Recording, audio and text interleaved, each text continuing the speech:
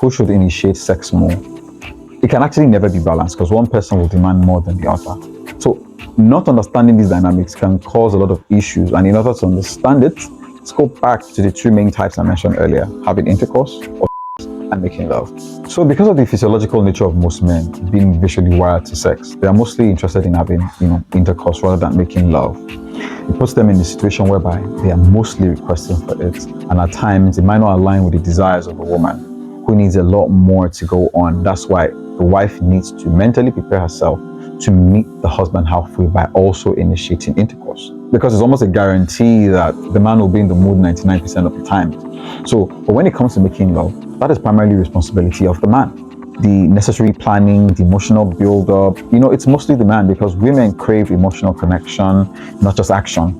So at times to achieve this, it might take you days to set the mood, set the tempo, set the ambience, working towards a target, so you can get to achieve it. I stated earlier, making love and having intercourse, both are good, but both have their own roles, and let's not neglect them. So that's what I'm going to emphasize again. When it comes to having spontaneous sex, I'll advise women to do more of the initiation, because men will most likely be in the mood whenever you initiate it, as opposed to a man initiating it every time he's in the mood. If he does that, it is most likely not going to meet up with your own desires. So wives should do well to, meet up with their husband and meet them halfway, because if your husband should be initiating it based on the number of times he's in the mood, you would probably get fed up and be tired.